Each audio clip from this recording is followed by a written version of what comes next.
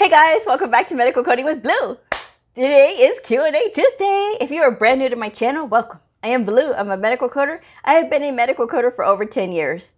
Every Tuesday, I take all of the questions that I've gotten from viewer comments, through emails, from Instagram, and I put it all into one episode. So here we go. If you would like your question answered for next week's Q&A Tuesday, comment below or shoot me an email. Thank you to everybody who submitted a question, and let's get started. All right. First question. Number one, I have been through a surgical technologist training program, but I was never able to get a job. Should I put this on my resume? I wonder because the training includes anatomy and physiology, medical terminology, and a little bit of pharmacology. But since I haven't worked in the field, I wondered if I should include it. I have always wondered this, and now I really need this advice.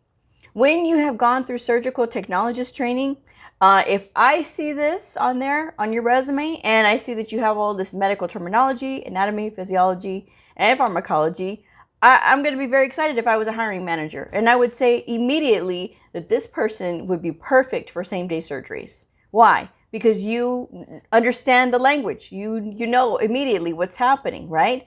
You may not have ever coded it, but you can still make sense out of the documentation, because surgical technologists, you're going to know about all the things that happen during surgeries. So I personally would be like, yes, absolutely. Write that in there. Get that down. Because if you look at a lot of these job listings, it'll say that you have to have really good anatomy, physiology, medical terminology.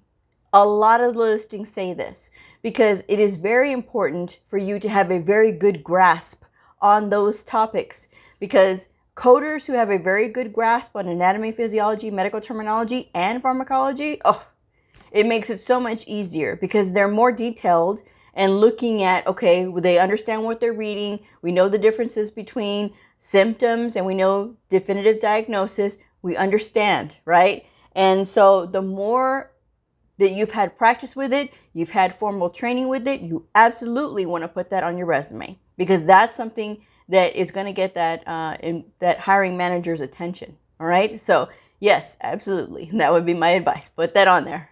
Next question. Hi, Blue. Hi.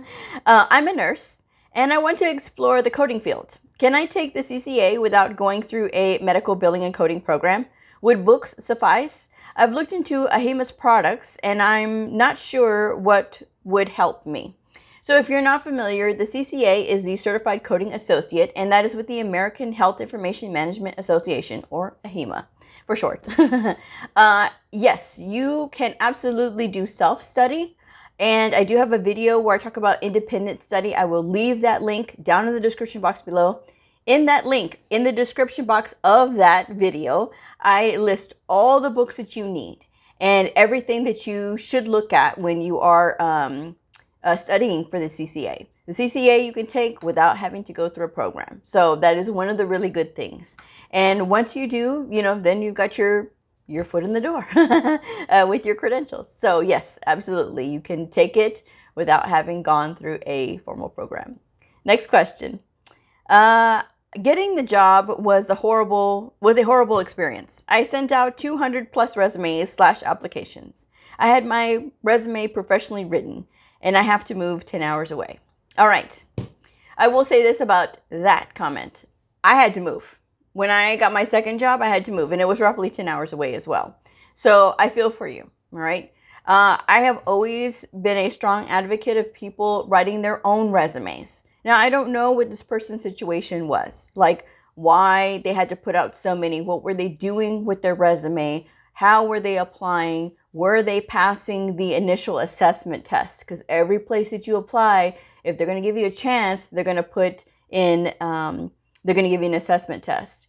And even a professionally written resume by somebody that is not in the healthcare field or the health information field, I mean, they're going to make it look real pretty. They're going to make it look very professionally looking, right? But do they really know all the words that need to be there? All the catch things that medical coding professionals are looking for? Are they going to be able to put all of that in there? So there's a lot to this comment that I don't really know. But I did want to address this because the thing is, everybody's path to medical coding is different. And I didn't want people to see this comment and think, oh my gosh, do I have to move? I always get this comment whenever I talk about my journey as well.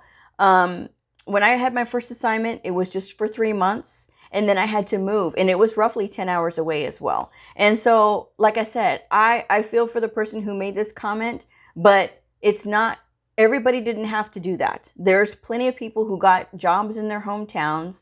There's a lot of people who have just gotten their credentials during the pandemic, and they're already working. And they're working remotely because of the pandemic, but they got jobs in their hometowns and they didn't have to move.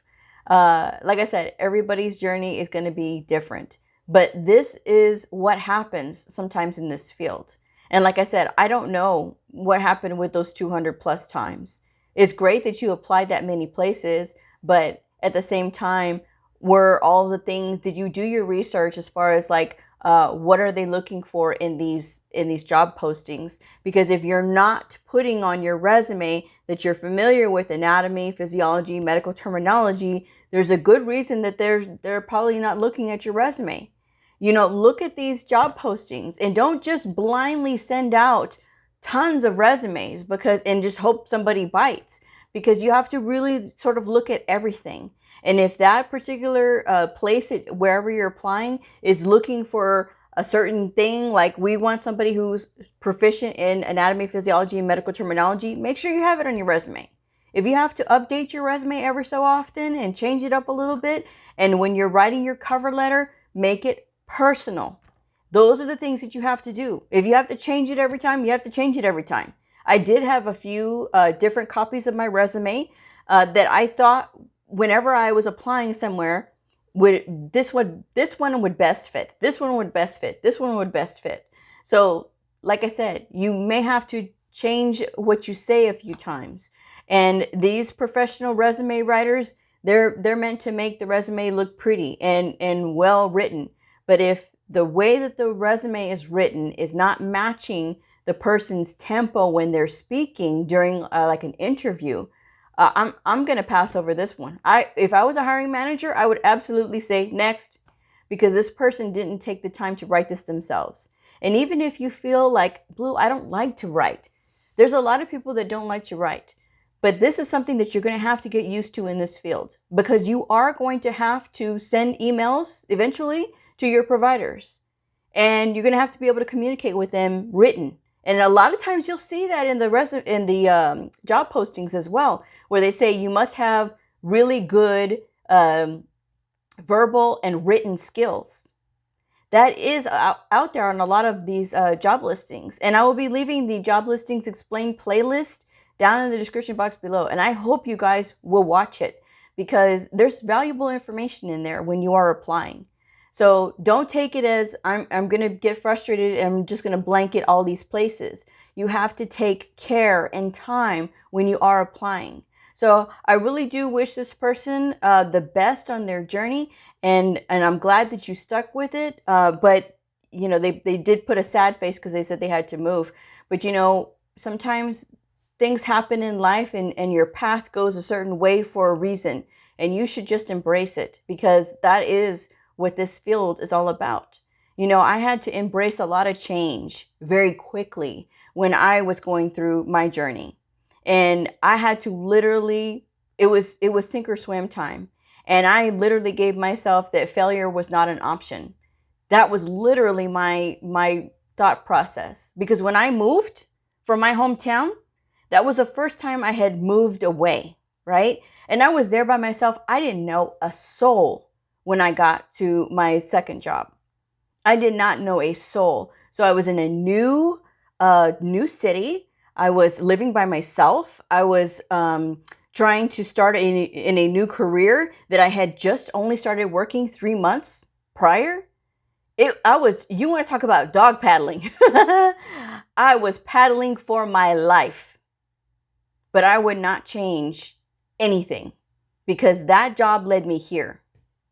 And I enjoy where I work. I love what I do. I like the people that I work with. You know, my providers, they mean everything to me. Even when they have me at a point sometimes when I'm pulling out my hair. But they mean everything to me. And the success that they have is so important. You know, and I feel so honored to be part of their success in that department, because we have shined so many times working together as a team. And that means everything to me. So, like I said, everybody's journey is different. Don't be sad if you have to start something new. It's a part of the journey. Embrace that. And when you're starting in your new job and you have to be moved around, maybe they're moving you from clinic to clinic to clinic, don't take it as it's punishment. Take it as, I'm going to learn a bunch of new things. Because as a trained medical coder, you should be able to be dropped into any clinic, and within a few days be up and running and really understand what you're doing. Because if you're taking the time to study that section of the book, if you're in the outpatient setting, that section of the CPT book, and really understanding the procedures and sort of really going through everything, then you'll be fine. But a lot of times people will shy away from that uncomfortableness. This is a field that you have to really embrace that uncomfortableness and get comfortable with it. Okay. Next question. Hi, Blue. How often do the books change? If I study this year and don't take the exam until 2021, will I have to purchase the new books to take the exam or to be up to date? So it depends on when in the year, next year, you plan on taking the exam. If you take it early enough, it depends on which association you're with. Sometimes they have a little bit of a lag time into the following year. So you have to get with whatever association that you're going to take your credential through and find out. But yes, the books do get updated every year. Every October, the new books come out. So yes, that is just what happens. All right, so next question. Is a charge capture associate similar to a coder? It's a biller. It's just another name for a biller. And that's the thing about the industry, is they're going to have alternative names for different positions. But yeah, it's a biller. Okay. Next question. Is Practicode counting as 1 year of experience to apply for a job? No. And don't even try, because when you say you have 1 year of experience, a hiring manager is going to say, okay, great. So what was your accuracy and productivity? And if you can't answer that, which you can't, because Practicode is an educational product offered by the American Academy of Professional Coders. I'm just saying, guys. All right. So make sure you're telling the truth. And sometimes employers will allow for a year of experience, a year of education to substitute for a year of experience. So make sure that you're very clear that it is education and it is not hands-on experience. Okay. Next question. Hi, nice to meet you. I live in Fort Worth. Ooh. How do I know what online college offers what credentials? I don't see any of that information online. Please let me know. Thanks. So when you are looking at college programs, usually they'll say that they have a medical billing and coding program, and it'll say what they are training you for. So that is how you'll be able to find out. You have to contact the college, to find out what credential are they training you for. And a lot of times they'll train you for both AAPC and AHIMA, but sometimes they won't. They'll have another different kind of credential. So you really have to pay attention. But if you want to be a medical coder, you need to have either the American Health Information Management Association credentials or AAPC, the American Academy of Professional Coder credentials. Okay, one or the other. You got to have at least one. All right. Next question. Hey, do you have to write a lot of essays when going to college for medical billing and coding? So every program is different, but I will say this. You do have to do a lot of writing when you are a medical coder. When you are having to write these emails to these providers, you need to have really good sentence structure. You have to have good spelling.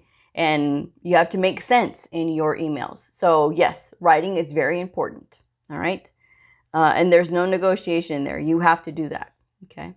Next question. Hi, Blue. Can you please help me? I'm trying to earn my CEUs, but I have no idea where to start and how. I am so frustrated. How can I get free CEUs? Please help me with information. Guys, Google. There's Google.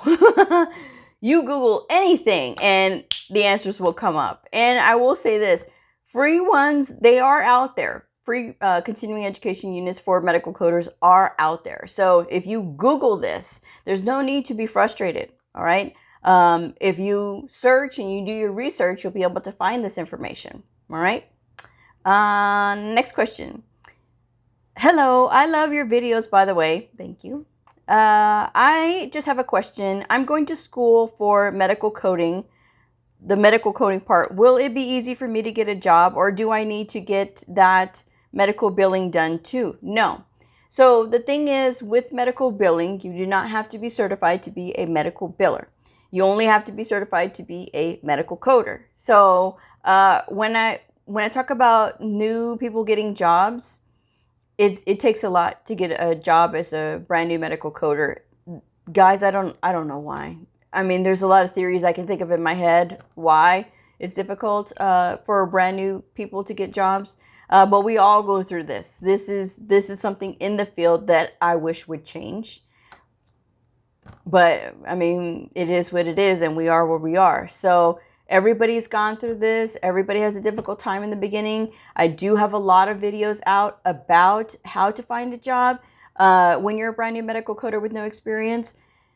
Hopefully it will help you. There's a lot of really good pointers in there. I do have to say, I wish somebody would have told me this stuff when I was out in the beginning, but I did apply with a temporary agency, and this temporary agency specialized in medical professions. So medical coding was one of them, and I was able to get a job and put this experience on my resume, and that was how I was able to get going. So like I said, everybody's path is different, but people are still getting jobs as medical coders, brand new, even in the middle of a pandemic. So it's not impossible, guys. You just have to be persistent and you have to be stubborn. Okay. Next question. Hi, Blue. It's me again. But I was wondering, do you think now with jobs, most jobs are doing remote because of COVID? I'll finish my program in December, but I'm looking to get certified about April or May-ish of next year. Do you think there will be more jobs will be thinking about hiring remote coders? And do you know if coders can work overnight shifts, or is it 9 to 5? So when it comes to brand new medical coders, right now, because of the pandemic, a lot of people are being sent home. There are some facilities that are opening back up and they're requiring their people to go in. So it really all depends on where you're going. But you have to apply at a place that you have to physically go, and they'll send you home. If you are a brand new medical coder and you try to apply immediately for a remote coding position, they're not even going to call you, because typically the ones that are remote are going to want you to already have experience before you start.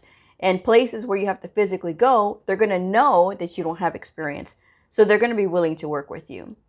And as far as the overnight shifts and, or is it 9 to 5? So in the beginning, with brand new medical coders, you're not going to be able to work these really weird, odd hours, okay? They're going to want you at the time that they are there during business hours, because you still need to have somebody to be able to reach out to. This is not something that you can do overnight, especially in the beginning. Maybe later on when you've had experience and you work for a place where they don't care what time you're working, then that might be different. But in the beginning, no, you're going to have to be there during regular business hours. But yes, it is typically 9 to 5, like 8 hours a day, It depends, though. Some places are more, or some places have different sort of schedules to go on. But that's typically, you're going to be there during normal business hours. All right. And the last question. For people that independently study, instead of attending a program, do the testing centers want their students to externship before taking the exam? I know that it's required for students that attend a program, but I'm not sure if it's the same for independent students. Thank you for the videos. I appreciate you. I subscribed. So thank you for subscribing. And if you haven't subscribed yet, hit that subscribe button, like, and share. But back to the program. Anyway, I don't know what they're talking about when they say that they know it's required for students that attend a program to have gone to an externship before they take the exam. That's not true. Not all places have externships for their coders, right?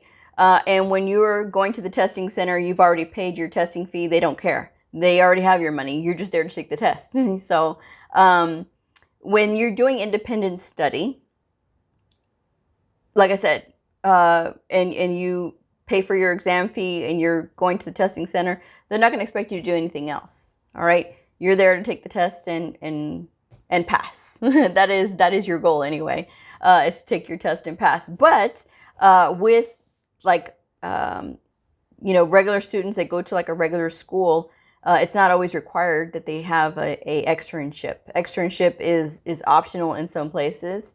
It's not all places. Externships are typically for the degree programs, and some of the credential programs have them, not all of them. So it just really depends on where you're going. But yeah, no, it's not required. If you're independently studying, that's fine. Just pay your testing fee and go take the test.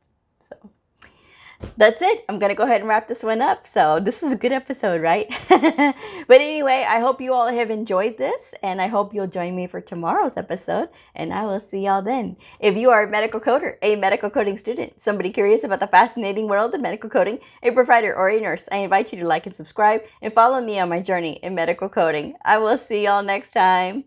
Bye!